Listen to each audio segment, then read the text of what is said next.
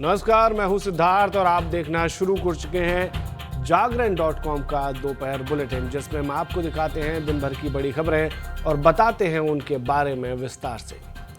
दिल्ली में सेवाओं पर नियंत्रण के लिए केंद्र सरकार की ओर से जारी किए गए अध्यादेश की जगह लेने वाले विधेयक को आज पेश किया जाएगा। इसकी जानकारी मंगलवार की कार्यसूची में भी शामिल है। बताया जा रहा है कि केंद्रीय गृह मंत्री अमित शाह खुद इसे पेश कर सकते हैं। यह विधेयक 2023 में केंद्र सरकार द्वारा लाए गए अध्यादेश की जगह लेगा। इसके बाद क्या कुछ बदलेगा, उस पर भी हम बात करेंगे और जानेंगे इसमें ऐसा क्या है कि दिल्ली की केजरीवाल सरकार और इंडिया गठबंधन के नेता इसका विरोध लंबे अरसे से करते आ रहे हैं और आज भी संसद के बाहर ये विरोध जारी है।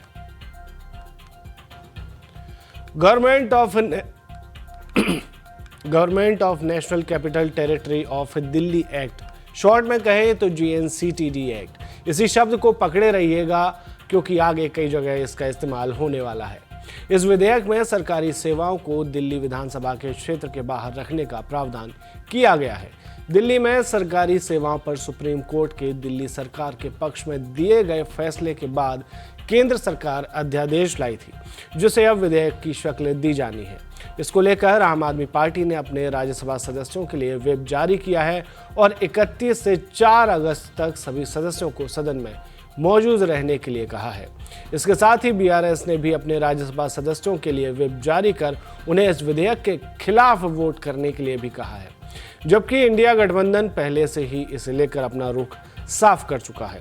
इंडिया गठबंधन के सभी राज्यसभा और लोकसभा सांसद इस विधेयक के खिलाफ वोट करने वाले हैं। इस विधेयक को लेकर केंद्रीय मंत्री प्रहलाद जोशी ने क्या कहा, वो भी सुन लेते हैं।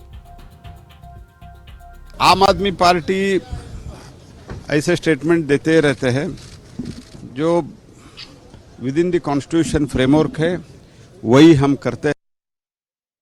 दुनिया के जहां फेडरल स्ट्रक्चर है वह सभी देशों में जो नेशनल कैपिटल का है उसका एक अलग स्थिति रहता है।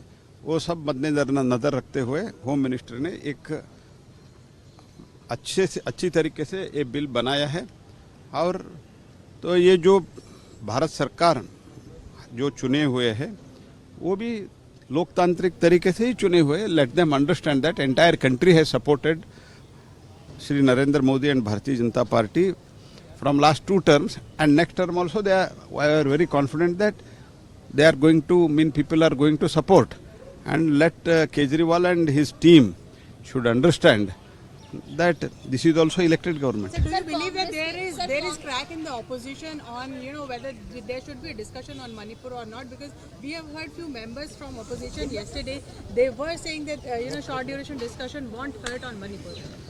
Many MPs except leaders, many MPs from almost all the parties who are meeting me personally, they are very clearly telling that whatever our party has taken a stand, it is wrong and we want discussion. Many MPs are telling, but unfortunately for 1 or 2 leaders who do not want the country and country to progress and parliament to function, the people who do not want these 2 things, they are doing all these things.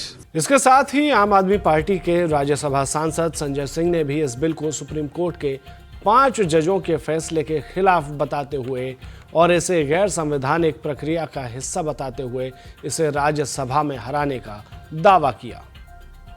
ये पूरी तरीके से माननीय सर्वोच्च न्यायालय के 5 जजों के फैसले के खिलाफ है। दिल्ली का ऑर्डिनेंस पूरी तरीके से संविधान के खिलाफ है, इस मुल्क के फेडरल स्ट्रक्चर के खिलाफ है। आप कोई भी कॉन्स्टिट्यूशनल अमेंडमेंट बगैर 2/3 बहुमत के कर ही नहीं सकते।